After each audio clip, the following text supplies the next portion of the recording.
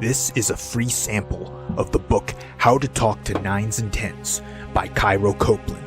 The first half of the book is posted right here on YouTube, free for everyone to listen to. If you like this content and want to hear or read the rest of it, or want to listen to it free of ads, visit reinventideal.com/talk.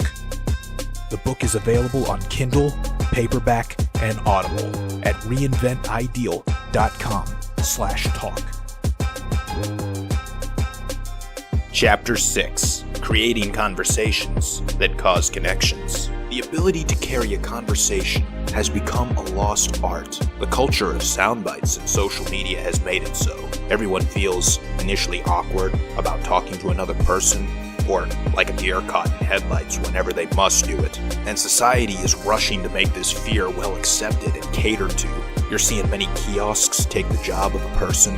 It's not just because the kiosk is cheaper than an actual person, it's also because today's public is really bad at being social. We all feel this inner awkwardness, even if there's no indicative reason to feel it, particularly at the start of the conversation. This is largely because you have no clue what the other person thinks about you. And when the other person is a 9 or a 10, you immediately think they're looking down on you because you find them so beautiful and valuable in comparison to you. Many guys deep down believe they are unworthy to be talking to them, much less anything more. It is only deeper into the conversation do you get anything that is indicative of whether she thinks good or bad of you. Sometimes it may take a long time before you get anything like that at all. This is what prevents most guys from even trying. However, there is one thing you can do to blow this problem out of the water from the start. Assume she's interested, attracted, and aroused by you. If you sincerely believe this, you will act like it's true. And when you act like it's true, she'll even start to think and feel the same way. Your behavior will inspire hers. Making and believing this assumption will have you recapture the forgotten talent of conversation. It will allow you to seamlessly move from subject to subject confidently, to keep it flowing effortlessly, and probe into greater depths of another individual's personal life and unique concerns, then bring it back to lighthearted laughter, back and forth, moving past small talk with ease, and let's not forget illicit emotions. You don't just talk, you drive from the initial feeling out stage to a deep, personal connection that is rewarding to everyone involved. It's a lot easier said than done, but very worth it. It will open doors for you in ways that other skills cannot. This is a skill you can use everywhere. People stop working on things once they feel they can do it well enough to just get by. Think about it. When was the last time you worked on how you drive your car? We tend to think of conversing as like riding a bike, in the sense that once you learn the basics, you've learned all there is to it. But in truth, conversing is a skill you can constantly fine-tune and improve upon. Almost never stop perfecting. But the more you're exposed to something and doing it, the more natural it feels. It feels less like a chore or a skill you need to build up, and more like something that's just part of living your life. Many stray away from learning the skill of conversing as it consists of a wide array of components. It's so easy for people to feel intimidated or overwhelmed by a skill they attempt to learn when it has so many complications to it. To be a great conversationalist, you must manage your feelings, choice of words, expressions, voice tone, body language, readings of other people's emotions, keeping it productive, and removing embarrassment from others when they slip up by saying something awkward. All of this sounds like far too much, far too many moving parts. But when you can do this, you have a superpower. People just like talking to you. You get to know people very quickly. You make deep friendships fast, and you get what you want more often. You can negotiate deals, win over new friends, talk your way past stubborn club bouncers. If there was one thing that served as the key to unlocking all this potential goodness and making the multitasking manageable and easier, it's this: have a genuine interest in other people. That was the main lesson from Dale Carnegie's book, How to Win Friends and Influence People. As interesting as other people can be, we often find ourselves very indifferent to them. But that's only because the initial impression we have of other people is often false. Our mind likes to classify people into homogeneous groups for simplification. So often, we assume our classification is the sum of who they are.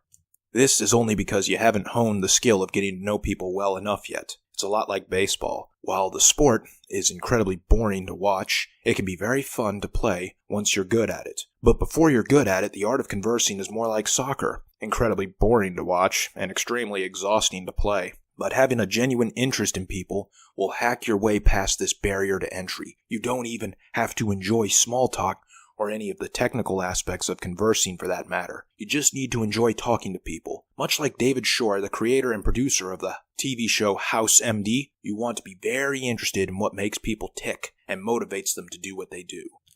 Helping them think. You. What do you do? Her. I'm a nurse. You. I see. Her. And what do you do? You. I'm in sales. Her. Oh, okay. Do you like it?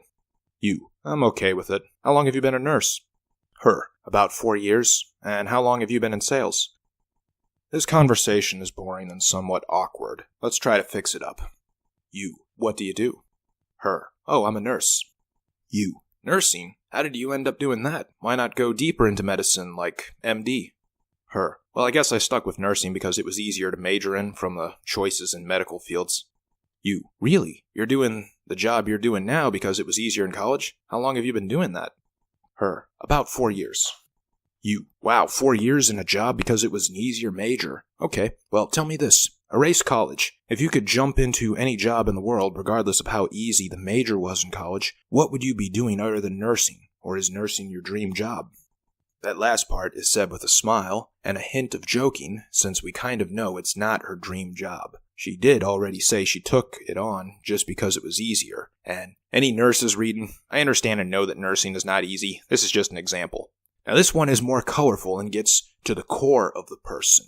In this one, you find out more info than the basic. You found out she isn't all that happy with nursing and is about to find out what they really dream of doing. It's onion peeling. You're trying to get to the core. More importantly, you want to help others think. To be good at conversing, you will be demanding a bit more from others. People do like to talk about themselves, and the skilled converser is good at getting them to do just that. But you can be mentally taxing asking so many questions, which might wear the other person out. So you must make it easy for them. Instead of asking just, why nursing, you add in, why not go deeper into medicine like MD? Because why nursing has too broad a spectrum of potential answers, and that's easy to overwhelm someone with.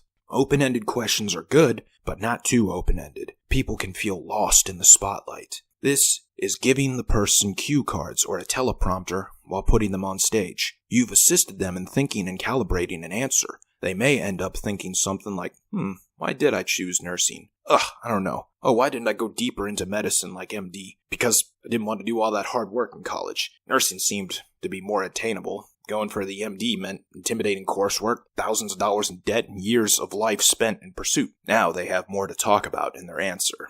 With almost any question, you can do this. Just like the woman in our conversation example, people will do something if it's easy enough. So you want to make talking to you easy by helping them think through their responses. Other examples. Move to Atlanta? How come? Why not Alpharetta or Savannah? Those places are similar, but a lot less crowded. Going for your master's? How come? Why not keep working or travel and see the world?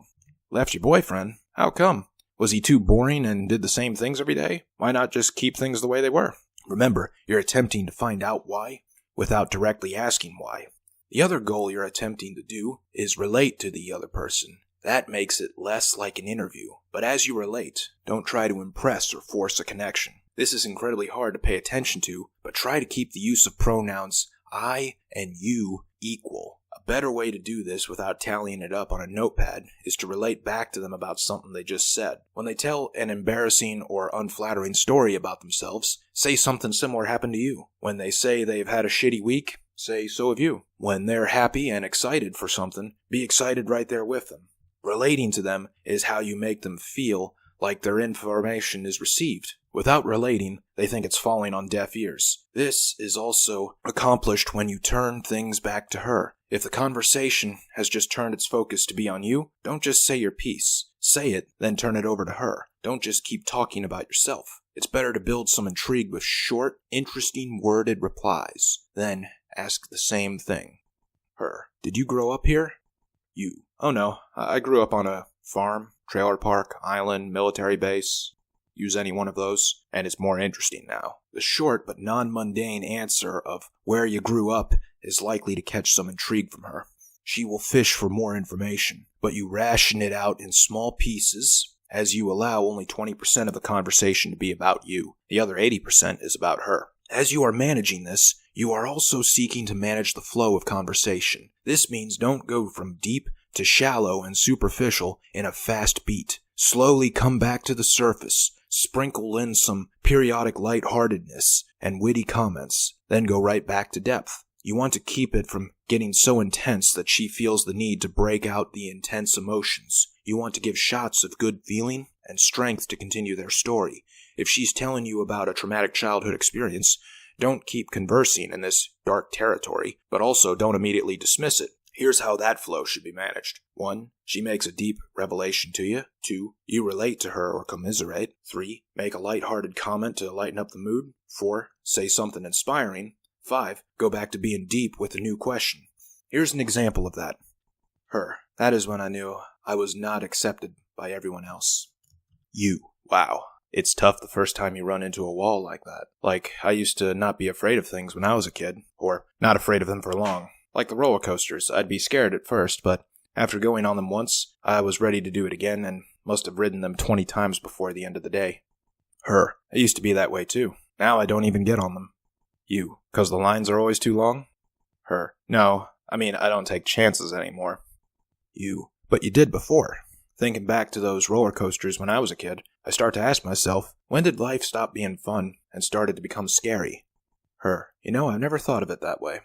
A vital aspect of personality to adopt that will get you into these deep moments with her is that you don't judge. Women are very self-conscious and afraid of being judged, so the more judging you sound, and the greater the intensity of your judgments, the more you will limit your social potential with women. A woman's life is a reality-based representation of social media, and social media is quite the shithole when you think about it. It's all about judging other people's value as a human, despite the little information presented. It's a cesspool of gossip, spreading rumors, and lying to impress. That's part of the reason I've always advised my clients to stay off it. This is what it's like just being alive as a woman. They judge each other over the stupidest shit, like what clothes they're wearing, how they do their hair, what makeup they have on, and even trivial things like the way they walk. What you want to be is an escape for her from all of that. No one agrees with you 100%. Even if you hide your judgment and put on a friendly face, people will sense it and close themselves off. This makes it awkward, and they wish to just end the interaction as soon as possible. You want to be like Larry King or Lewis Howes. When they have guests on, you never get the sense that they are judging their guests, which is why they had some of the most interesting people on as guests and could likely get anyone on as a guest. That's much different from Piers Morgan or some other ideological pundit. They're very opinionated and scold guests that don't agree with them. Thus, they get less of them, and equally less viewership.